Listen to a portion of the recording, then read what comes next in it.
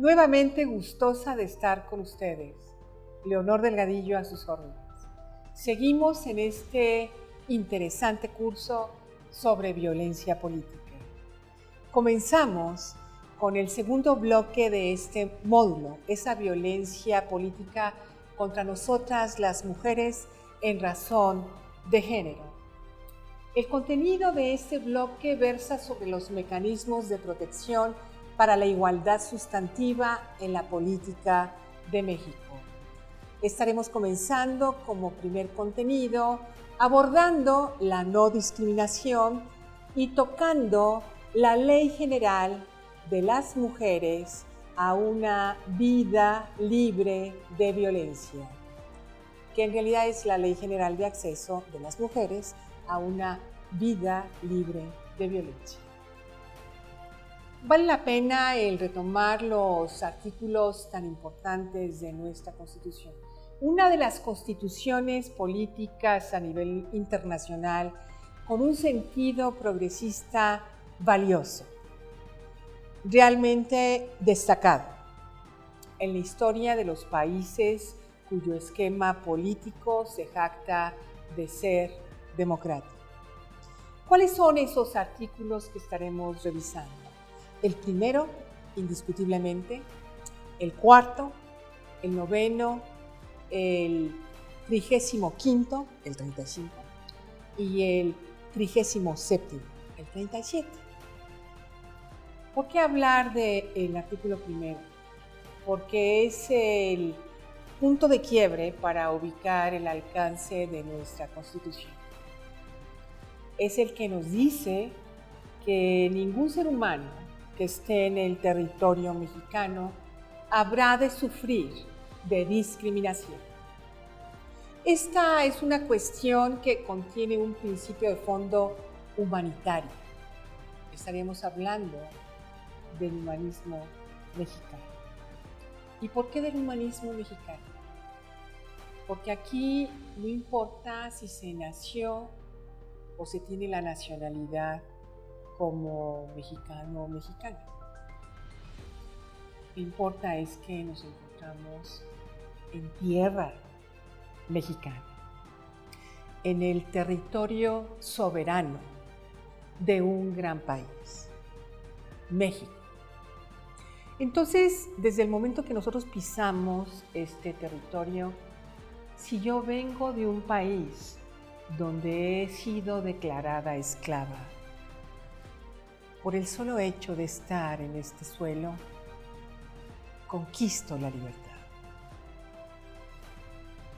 Vean nada más ese contenido tan importante.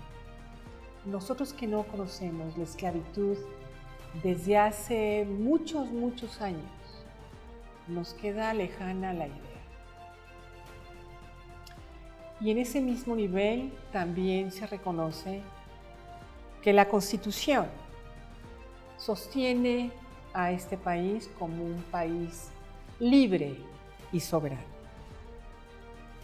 y que dará cumplimiento a los compromisos internacionales a través de los instrumentos que ha suscrito el titular del Ejecutivo Federal y que respalda la Cámara Alta, la Cámara de Senadores, en el momento del procedimiento correspondiente para avalar esas suscripciones a tales instrumentos internacionales. ¿Qué es lo que me interesa destacar? Que con este artículo el Estado tiene la obligación de promover, de respetar, de proteger, de garantizar los derechos humanos. Los derechos humanos que están atravesados bajo los principios de universalidad, de interdependencia, de indivisibilidad y de progresividad. Se dice fácil, pero no es tan sencillo. No es tan sencillo entenderlo. No cuando estamos en un país con una estructura patriarcal. que se busca romper porque es necesario romperla. Porque no podemos hablar de igualdad cuando más de la mitad de la población mexicana se encuentra en desventaja. Sí, hablo de nosotras, las mujeres, específicamente de nuestros derechos políticos, electorales, y para buscar representación por elección popular, a cargos políticos, para estar tomando participación activa en la cúpula del poder. Este artículo primero señala textualmente que está prohibida toda discriminación. No importa mi edad, no importa mi origen étnico, no importa mi opción religiosa o decisión religiosa, tampoco importa mi interés político. Es ahí donde entra este tema. El artículo 4 señala que tanto hombres como mujeres, tanto mujeres como hombres, somos iguales ante la ley. Esto, vaya, tiene un contenido poderoso para el ejercicio y el goce de nuestros derechos. ¿Qué nos dice el artículo 9 de nuestra Constitución? Que somos libres para asociarnos pacíficamente, para que podamos discutir colectivamente cualquier tema que nos interese como ciudadanos de la República Mexicana. Claro que esto lo tenemos que hacer sin estar armados. Claro que esto lo tenemos que hacer de manera pacífica. ¿Por qué? Porque es el momento de seguir consolidando una cultura de paz, una cultura de respeto, una cultura de reconocimiento de todos y cada uno de nosotros. ¿Qué más nos señala este 9 artículo? Que no se considerará ilegal y no se podrá disolver una asamblea o reunión cuando se tiene por objeto una petición, o bien presentar una protesta por un acto que nosotros consideramos abusivo, violento contra nuestros derechos. Un acto que nosotros organizamos en contra de una autoridad que ha excedido en sus atribuciones, que va debilitando o anulando nuestros derechos. Y si seguimos avanzando, tendríamos que aterrizar en esta importante ley general que habla sobre cómo es que nosotras, las mujeres, debemos y tenemos el derecho a acceder a una vida libre de violencia. Entonces se va aterrizando el asunto como que de lo más abstracto, de lo más conceptual, a lo más real, a lo más ordinario, aterrizado en nuestra vida. Eso es lo que nos interesa entender. Y ahí se recupera todo esto que revisamos en el primer bloque acerca de la violencia política contra las mujeres en razón del género, por el simple hecho de ser mujeres. Y esto lo recupero porque es muy importante que nosotros como miembros de la ciudadanía en nuestro país sepamos dónde se encuentra ese planteamiento. Ya lo sabemos ahora, está en la Ley General de Acceso a las Mujeres a una vida libre de violencia. Y eso nos corresponde a todos. ¿Por qué? Porque si soy hombre, yo nací de una mujer. si tengo una pareja y soy heterosexual, yo tengo como hombre, como pareja a una mujer. Y si decidí formar una familia, es probable o muy probable que tenga hijas. Pero además tengo compañeras de trabajo, tengo vecinas, tengo cuando siendo hombre y acudo al mercado o acudo a hacer ciertas compras o ciertas diligencias, yo veo mujeres que me atienden.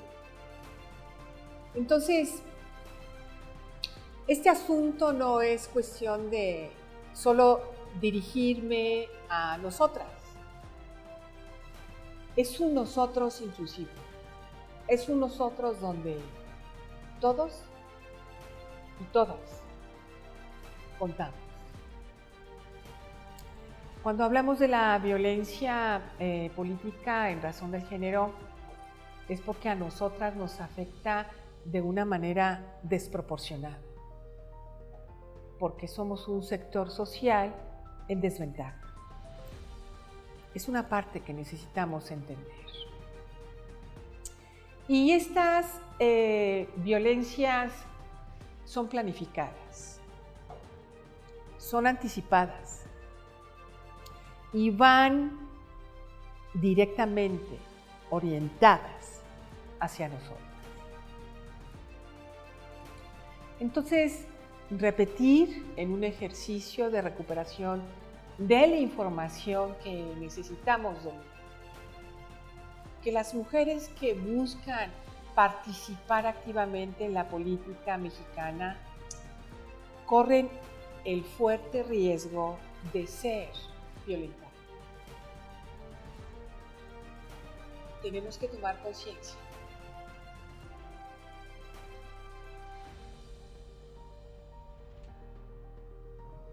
Una conciencia que nos lleve a considerar que esas mujeres tienen familia, tienen un proyecto de vida como también nosotros lo pudiéramos tener. Buscan tener un espacio honroso y lícito, y espacio lícito, legal, de trabajo.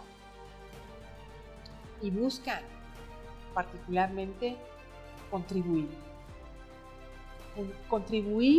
en proyectos y en tomas de decisión para bienestar de todos y de todas. Aquí entonces es ir revisando a ver cómo yo pienso un político, cómo yo lo veo, dónde lo coloco, cómo lo percibo, qué características le doy, cómo yo pienso a una mujer y del mismo modo con qué alcance la reconozco, con qué supuestas desventajas. ¿Cómo pienso, por ejemplo, una mujer política que viva con alguna discapacidad? ¿Cómo la voy a ver? ¿La voy a mirar con los mismos ojos que un varón político que viva con discapacidad? ¿Recuerdan a yo creo que un gran político de apellido Gallardo? Él, un hombre con esta trayectoria activa dentro de la cúpula del poder, que vivía con discapacidad. Un hombre, yo diría, sabio, muy sensible a la desigualdad. Y así tenemos el caso de las mujeres que somos receptivas y sensibles a la desigualdad. A ese terreno de sensibilidad quiero que vayamos, a esa manera de sentir, no solamente pensar, de revisar cómo es que depositamos cierto sentimiento, cierta carga afectiva a mujeres políticas y a hombres políticos.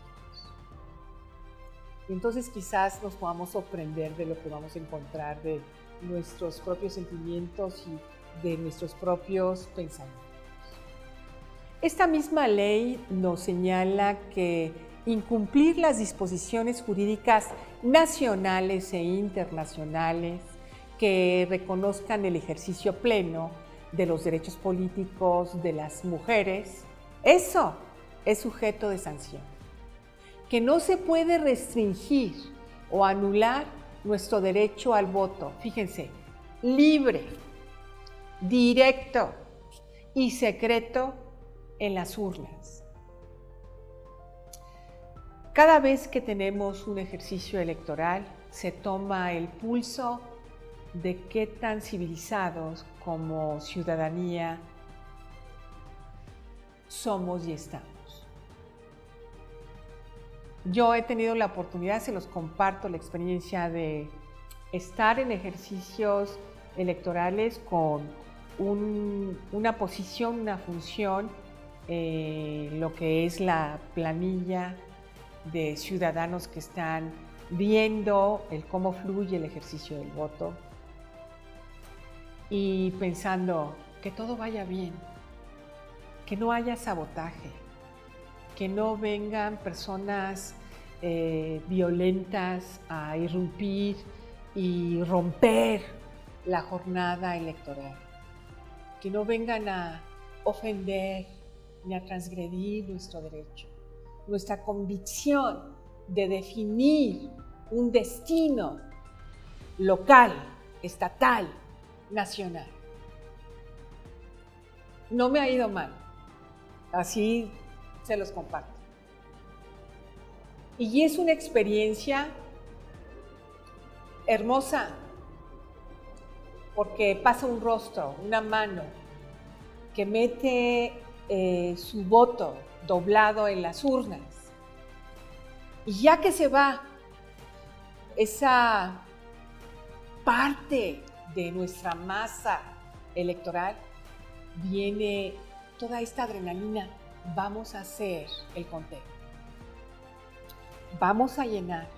Vamos a resolver cosas que de pronto son dudosas, como que aquí el registro del voto está fuera o cruza o cómo.